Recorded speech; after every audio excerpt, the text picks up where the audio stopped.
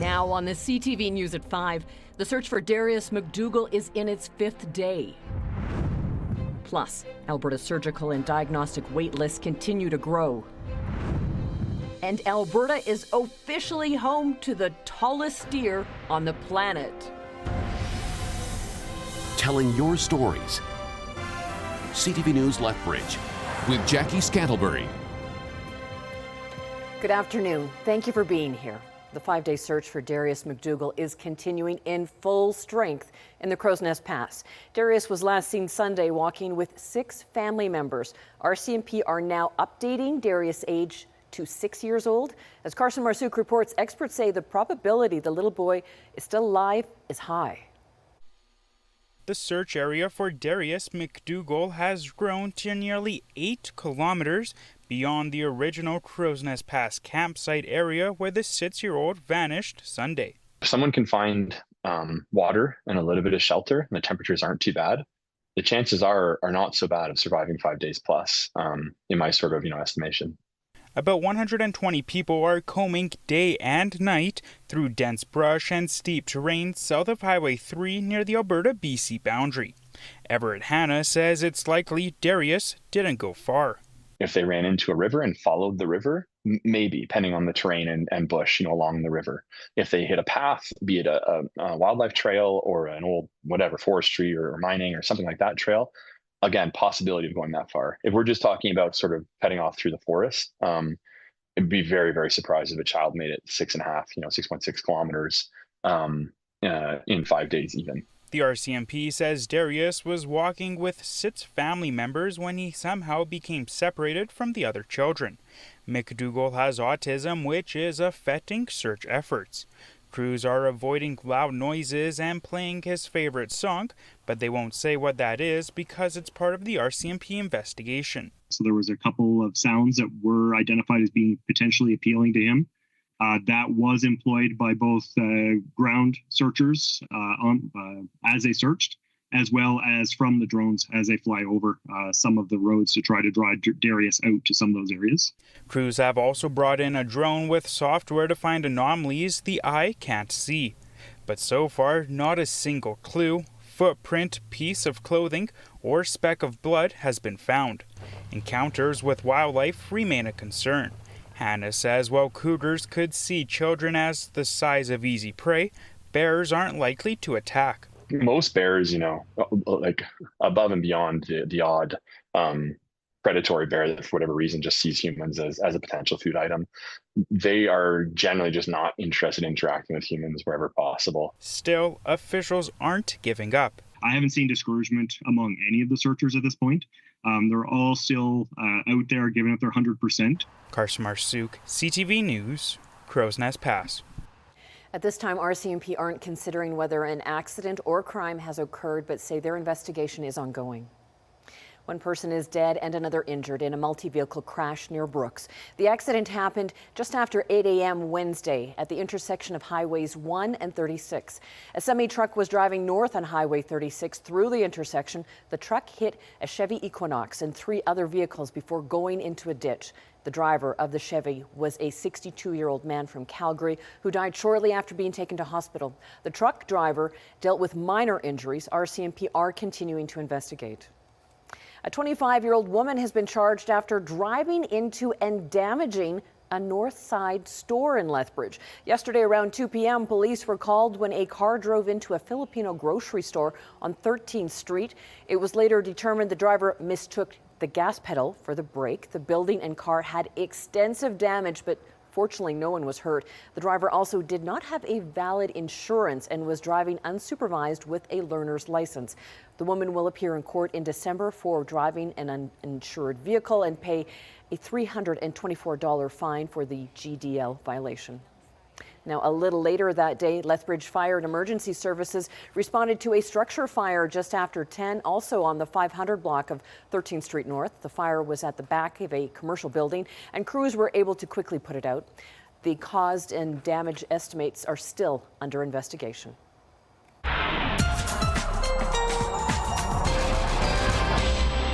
All right, Danielle Savoni joins us now. And Danielle, we are headed for a bit of a cool down. Yeah, it's a roller coaster ride. We've had some hot days and right away some cool days. Tomorrow things cool down again. We have this ridge of high pressure in place. You can see the cloud cover way up to the north here. And this is all following along the jet stream. This is going to start to track towards the south. It's not going to be very active, but we'll certainly notice a difference in those longer term temperatures, which I'll show you in just a little bit in the show. But check this out, 31 degrees right now in Lethbridge. Yes, we have a whole lot of sunshine, of course. We're at 27 in Medicine Hat, Milk River, 29 in Brooks, 27 in Pincher Creek, and yes, it's a little breezy. We'll talk more about the winds and that longer range and cooler forecast coming up, Jackie. All right, thanks, Danielle. Major changes are coming to address the existential challenges facing Canada Post. Today, the federal government announced it has instructed the Crown Corporation to start transforming how it operates. CTV's Rachel Aiello is tracking the developments from Ottawa. We learned today that Canada Post is effectively insolvent, and the situation facing an institution generations of Canadians have relied on is unsustainable. So the government is forcing immediate changes to mail delivery to try and save money. How and how often Canadians' mail is delivered is changing. Today, the federal government directed Canada Post to end door-to-door delivery, lifting the decade-old moratorium on community mailbox conversions. I want to be clear. Canada Post has an obligation to serve all Canadians in every community in Canada, and that will not change. While 3/4 of Canadians already receive mail in a communal location, within the next 9 years, the remaining 4 million addresses will stop seeing mail carriers at their door. Canada Post will inform Canadians as they go. Citing reduced demand, Canada Post is also being told to lower its letter mail delivery standard, meaning instead of it taking between 2 and 4 days for small deliveries, it could take up to 7. And changes are also coming to rural post office operations, as recently recommended by an industrial inquiry. These measures will help stabilize Canada Post's financial situation by generating close to $500 million per year. Since 2018, Canada Post has lost more than $5 billion and is on track to lose close to $1.5 billion more this year. And stalled labor negotiations between postal workers and management have exacerbated the crisis. Despite the minister's hope this move could bring both sides back to the bargaining table, the union is already sounding alarms about job cuts. We're not going to take that laying down. Instead of improving the service, they're going to cut the service, so there's going to be nothing left of it. The government says while it is removing barriers to reform, the corporation also needs to reduce costs and review its management structure. In a statement, Canada Post said it welcomes the changes and vowed to work with urgency to implement them. Rachel Aiello, CTV News, Ottawa. The municipal election may still be a few weeks away, but some communities already know who their next mayor will be after being elected by acclamation. Bow Island's Gordon Reynolds will serve another term as mayor. Cardston will have a new mayor there, as Maggie Cronin did not run for re-election. Former councillor Paula Brown takes over the mayor's chair. Fort Macleod's Brent Fader has been acclaimed for another term. Former Pincher Creek councillor Wayne Oliver will be that community's next mayor. Raymond will also see a former councillor, Bryce Copeters, take over the town's top job, and Vulcan's entire council is also in by acclamation. Teamworks Career Centre held one of its semi-annual career fairs at the Lethbridge Trade and Convention Centre today. Employers were out in full force looking to fill a number of positions. Quinn Keenan tells us more. About 1,000 people visited the Teamworks Career Fair looking for a job. The turnout is what organizers typically expect and give employers a wide range of applicants to pick from. And it's another great way to connect job seekers with employers face to face and hopefully get people employed today. Most, if not all, of the over 60 employers who took part utilized some form of online applications or job boards. But for most, nothing quite replaces meeting potential applicants face to face. Tried doing the university thing and stuff, just didn't get a lot of responses from that. Whereas when we come here, it's a broader range of people that come. So we like that a lot. Free food, that always helps. And the fact that it's in the Expo Center, I think it's more of a local area.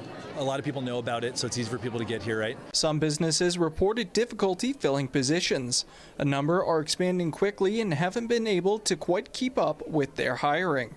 Job fairs like these provide an opportunity to fill many positions at once. The common trend, we find in the job market is just we really need reliable people, right? We need people who are going to make sure they show up.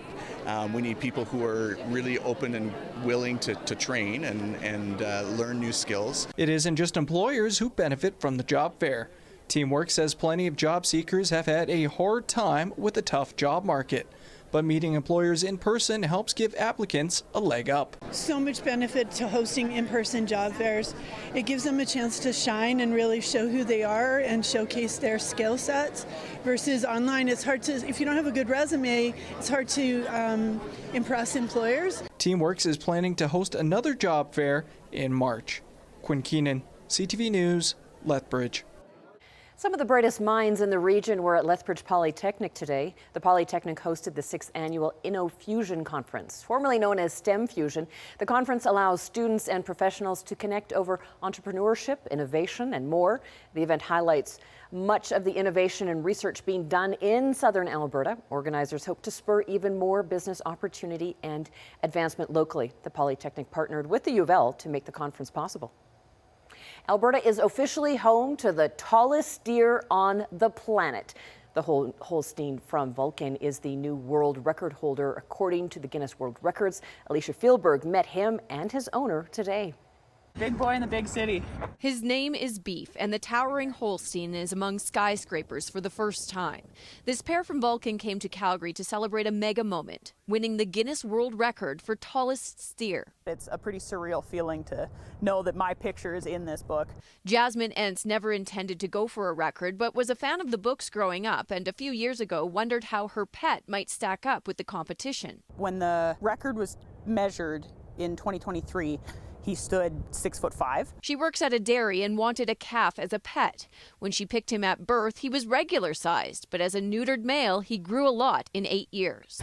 Right now, Beef is the tallest living steer on the planet, but he's still growing and he's on track to break another record. There was one in Italy that was 6'8", and so that's the tallest ever recorded. Now he's an 1.5 inches off of that. So. He lives on a hobby farm with a Holstein cow and miniature goats. He doesn't have a mean bone in his body. He gets along with everything.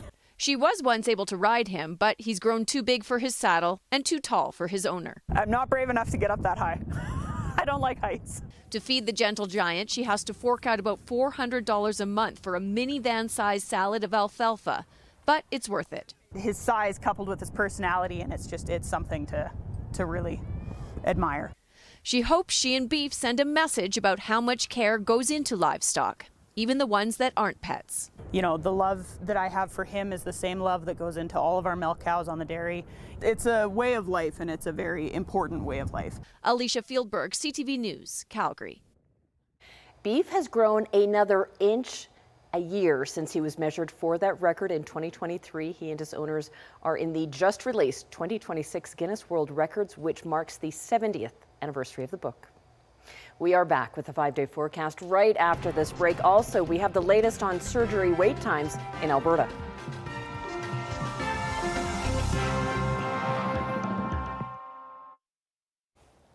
Oh my, yes, it's a beautiful day. It's very summery. If you're, loving summer and loving this extension of it, then hopefully you were able to get out and enjoy it. It's going to cool down. And as we get into this cool down, it's going to regulate. So are we getting back into the 30s again this year? Probably not.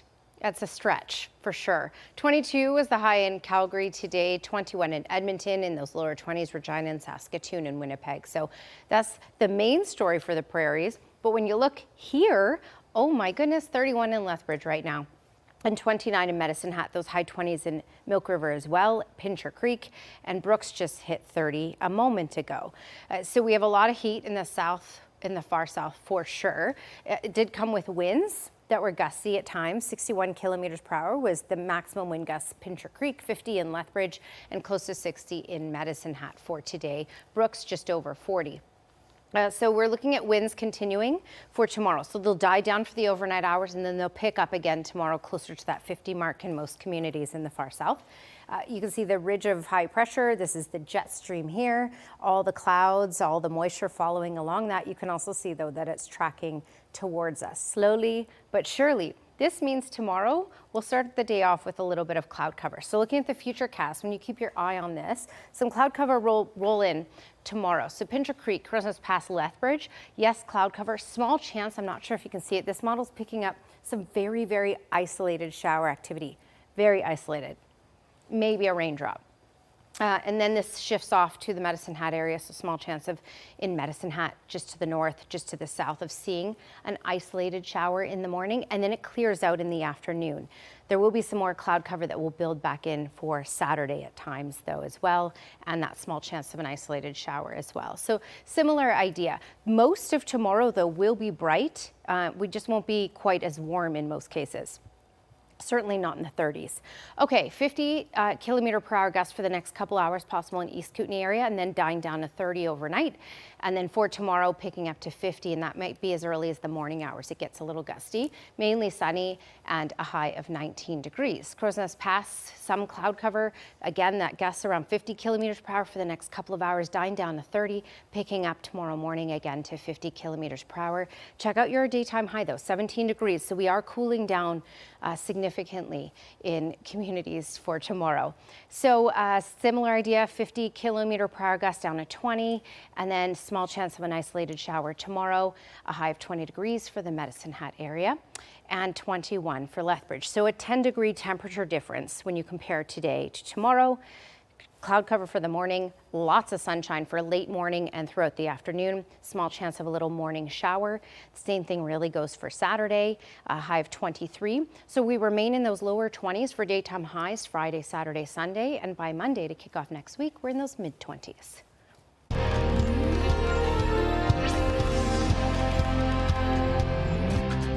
Alberta's surgical and diagnostic wait lists have grown since the pandemic, now topping 500,000 patients.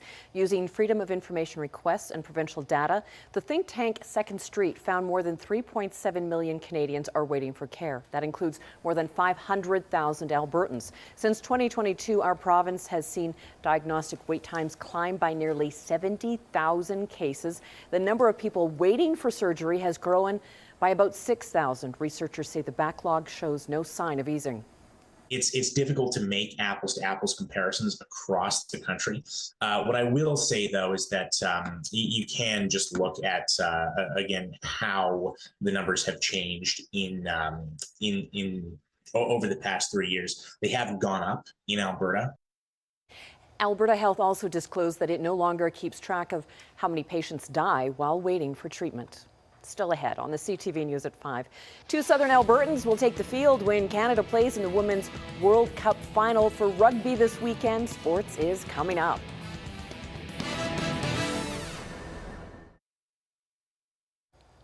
Canada's women's team is just days away from its showdown with mighty England in the Rugby World Cup final. There are two Southern Alberta players on the national women's rugby team. This is 23-year-old Fancy Bermudez's first World Cup. Bermudez is from Lethbridge. 30-year-old Dalika Menon from Vulcan played in the 2017, 2020, and 2025 Rugby World Cups.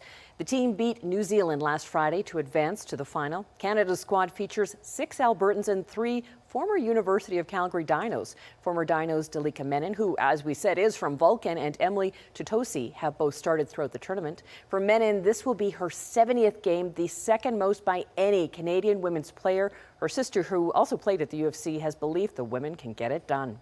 This game is revolutionary. Like, it's breaking so many barriers that Canada's had. I have every confidence that that Canada will rise to the occasion against England on Saturday. You can catch the Women's World Cup rugby final Saturday at noon on TSN.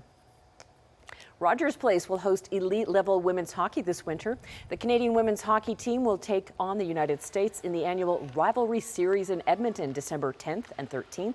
It has been 8 years since the series has been on Alberta ice, and this year the series will be a 4-game set. It will be the last time the two teams meet ahead of the Winter Olympics in Italy this coming February. FIFA has unveiled a trio of mascots for the upcoming World Cup of Soccer in North America. Good morning, Canada. Time to check. There is one mascot for each host nation. Maple the Moose represents Canada, Zayu the Jaguar represents Mexico, and Kletch the Bald Eagle represents the United States. FIFA says the characters reflect the vibrant culture, heritage, and spirit of their nations. The mascots will also be playable characters in a new soccer video game called FIFA Heroes. The World Cup happens in June and July 2026. The Seattle Mariners clinched first place in the AL West last night, while one player reached a major milestone. Fly ball to right field, number 60! As you heard, that was Cal Raleigh's 60th home run of the season. He is only the 7th player in the majors to ever hit that many in a single season, and it's a first for a catcher and a switch hitter. It's the first time the Mariners have won their division in 24 years. Still ahead on the CTV News at 5, we introduce you to an incredibly talented drummer who is sharing his story and helping others.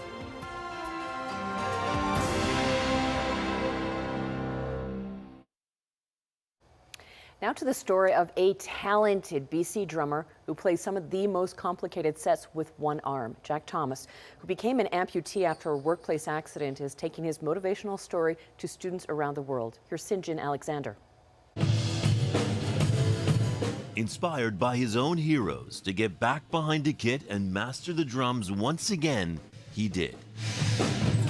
Now Jack Thomas is not only wowing the students at his old high school, but motivating them too. Imagine, instead of being where you are right now, you're sitting in a hospital bed with a missing arm. That was back in 2015, when 4 days before he was supposed to start grade 12, his arm was torn off in a conveyor belt at work. It was exactly 1 month and 2 days after my accident. I was back in this room, in these hallways, running amok. Now, he's not saying it was easy, because it wasn't. But no matter how terrible it was at first, he was determined he would learn to play again. Doesn't feel like I'm a one-armed person anymore when I drum. Now he travels the world, sometimes virtually, sharing his story at schools, including Terry Fox Secondary. Terry Fox has always been an idol. He's the first amputee I ever knew of, and so of course after my accident, I couldn't help but think to myself, obviously Terry did it, I can keep going too. And he did, even competing on Canada's Got Talent, sending the crowd and judges to their feet. He's got 4 yeses and he's going. I don't need to be phenomenal at this. I don't need to be the best, because I feel like I'm enjoying myself. A musician, audio engineer, motivational speaker telling others what he truly believes. Yes, it is possible. Sinjin Alexander, CTV News, Vancouver. Thank you for sharing this time with us. Now here's the early edition of the CTV National News.